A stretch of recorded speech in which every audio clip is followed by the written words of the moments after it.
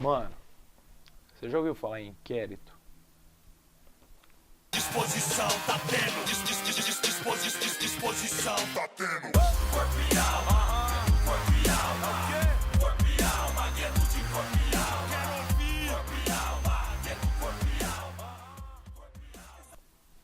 Então, Inquérito é um rapper, cara. E eu fui conhecer a respeito dele num vídeo que foi parte de uma série documental feita pelo Ronald Rios, cara, que fala sobre a história do rap nacional.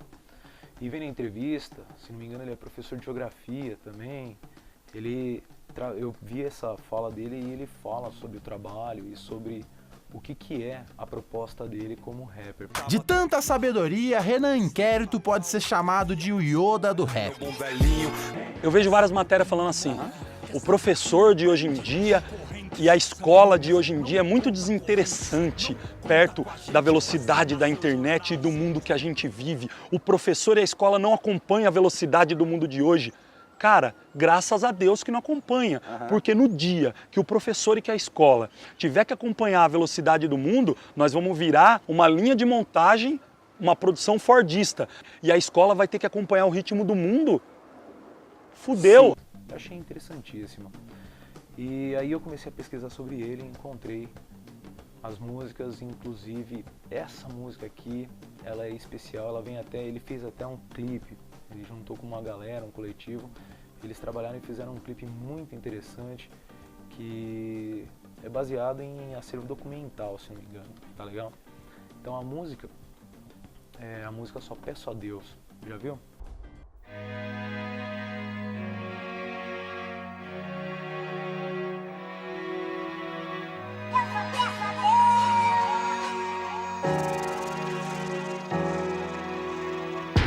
Pois é, ela começa com um mix, cara, que me lembra de uma versão que a Cássia Eller fez.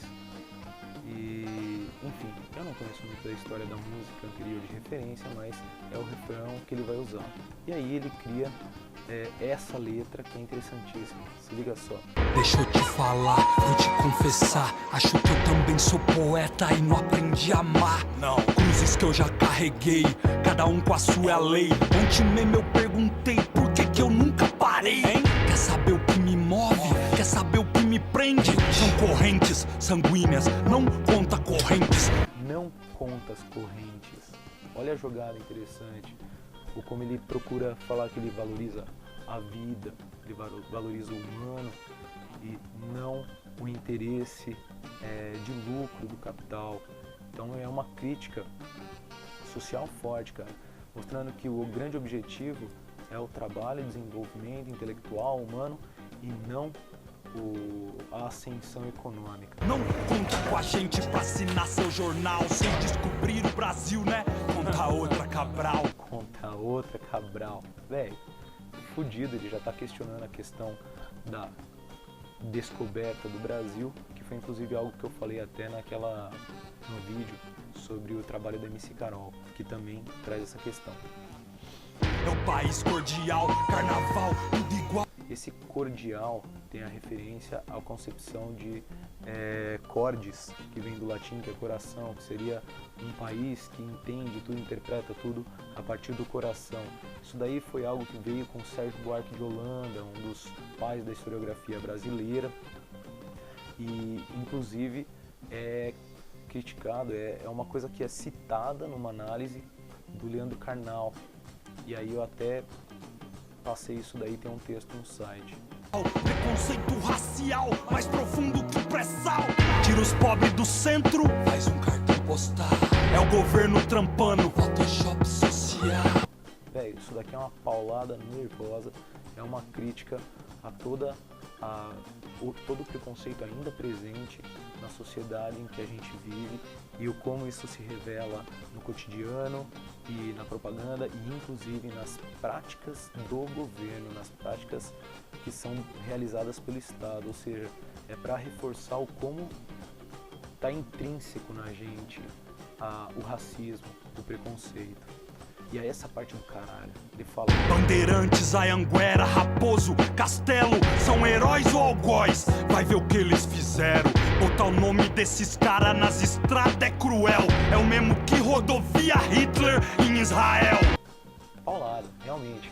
Aqui ele tá tentando fazer o quê? Ele vai desconstruir a imagem do Bandeirante como herói, que é aquela imagem que foi construída já a partir do período da República. É uma coisa antiga dentro de São Paulo, mas que ganhou muita força durante o processo da Revolução Constitucionalista, quando houve uma larga propaganda ideológica regionalista dos paulistanos em si, né? Então a imagem do Bandeirante foi sempre usada muito como de um herói. E isso daí, o reflexo dessas práticas que houveram, é que a gente realmente tem grandes rodovias que fazem referência. Foram caminhos que começaram a ser abertos por esses caras e a referência vem ali, né? E é interessante apontar esse ponto de vista, esse olhar no qual o Bandeirante ele é entendido como um cara que é um genocida. Esses caras, eles adentravam pela mata, eles chamavam de sertão, eles se definiam como sertanistas, na verdade. E eles adentravam pelo sertão, que era no meio da mata, e paravam ali, montavam uma fortificação mesmo, avançada, e a partir dali eles iam expandindo o território, atacando outras tribos, e, mano, tudo isso daqui veio pautado em práticas de estratégia de massacres. Uma coisa que eles faziam muito era de pegar uma pessoa doente e colocar na entrada das tribos. Isso daí já era feito desde o século XVII aqui no Brasil. E o que acontece? A pessoa com uma varíola é levada para dentro da tribo, cara, em coisa de um mês a tribo inteira tá morta, cara, você não precisou fazer nada. E esse é o trabalho que esses caras faziam. Agora, quando ele puxa a questão de um Photoshop social, ele está fazendo uma crítica muito forte a práticas do governo, como foi a questão da cidade de São Paulo, quando eles dissolveram a Cracolândia numa perspectiva bem higienista, né? E aí houve um debate super importante sobre qual a questão de como lidar com a questão do vício em drogas, né? Isso levantou um debate interessante ao mesmo tempo. De qualquer maneira, a ideia de Photoshop social é você pegar e mandar os pobres para a periferia e manter o centro bonito, as áreas economicamente importantes bonitas e valorizadas, e o povo, que inclusive é o povo que sustenta todo esse sistema, é o povo que faz funcionar e faz todos esses lugares funcionarem, é jogado lá para a periferia, tem que pegar 3 horas de busão para conseguir chegar no trampo. Faz ideia, ele percebe isso. Também quero a revolução, mas não sou imbecil. Quem não sabe usar um lápis não vai saber usar um fuzil. Por isso os mic, as MK e os spray pra mostrar quem vai tá preparado pra segurar as AK. Mas vem cá, ó, na rua é salve geral e os moleque sobe os PM. E o rap tenta ser legal se esvazia e sobe os BPM. E quanto mais a velocidade das batidas aumenta, maior viagem, mas as mensagens são entendidas em câmera lenta. Isso daqui é interessante, que ele está falando de como o rap ele tem essa jogada acelerada pra caralho, vomita informação na pessoa, mas você tem ali, ele sabe que existem pessoas que acompanham o rap dele, que são pessoas que estão interpretando, que estão procurando entender as ideias. Nosso esporte predileto ainda é lotar os bares, esvaziar os lares, mano, nós somos milhares de miseráveis na arquibancada se matando, e os 22 milionários se divertindo em campo. Olha só, a crítica do uso do futebol como uma forma de manipulação de massas, e também eu acho que há até uma metáfora com relação ao governo em si. A ironia do pobre olhando esses caras e a gente tendo como heróis nacionais os jogadores de futebol. Tá aí, era isso que eu tava querendo chegar. É interessante de ver a maneira como, ao falar desses miseráveis na arquibancada se matando, ele mostra que o futebol também tem os seus ídolos, e é isso que é o tipo de herói que a gente vai cultuando aqui no Brasil. Violência vicia soldado, eu sei bem, a guerra não é santa nem aqui nem Jerusalém. É Brasil da mistura, miscigenação, quem não tem sangue de preto na veia deve ter na mão. Mano, esse fim, ele tá gastando bala, ele tá atirando pra tudo quanto é lado, e assim, é um fique esperto nervoso.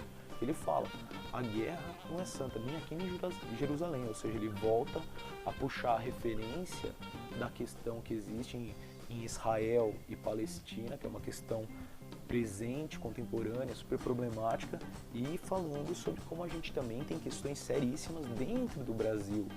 A gente tem essa questão do preconceito racial e de a forma como isso daí é estabelecido e praticado aqui, tá legal? É a ideia de que todos somos herdeiros dessa cultura, que é essa cultura escravista. Isso é uma coisa importante, cara, que a gente fica negando muitas vezes, é que o Brasil tem uma história violenta pra caralho, cara. E que isso não é uma coisa pra gente ficar ignorando, não, muito pelo contrário, isso tem que ser debatido, isso tem que ser questionado. Me diz quem será que gosta de sangue mais? Os pernilongos, vampiro ou jornais? O passado é um presente pra colher no futuro. Só que a gente mata o tempo pra receber o seguro. Uma cidade sem cor, solidão, solidão. Então tá aí, pessoal. Para que vocês percebam que o que pode ser, o que parece uma simples música, uma vez mais pode trazer um monte de reflexão interessante e importante. O vídeo ele procura contar uma história que se passa mais no século XIX, onde sim, foi o período onde teve um boom de trazida de escravos aqui para o Brasil e para a América. E é uma coisa que se tem falado cada vez mais. De qualquer forma, percebam que o autor ele procurou fazer uma relação não só entre tempos, puxando a escravidão e a forma de vida cotidiana que leva o trabalhador a uma situação de escravidão, e seja escravidão de ideias, seja escravidão de tática, um trabalho forçado, mas de qualquer maneira ele faz também uma relação histórica com a história do Israel. Então, vale a pena procurar conhecer um pouco mais sobre o que foi o processo de estabelecimento dos israelenses na Palestina. Não foi nada pacífico, foi extremamente violento, é um processo longo e até hoje não terminou. Então, se você está pensando no vestibular também, vale a pena dar uma atenção para isso daí. Loucura. Dieta lembra ditadura. Onde a gente tem que fechar a boca. Ficar na moral. Todo regime radical faz mal. Regime militar, alimentar, talibã, drogaria, socorro imediato, CPF na nota, a farmácia é uma biqueira.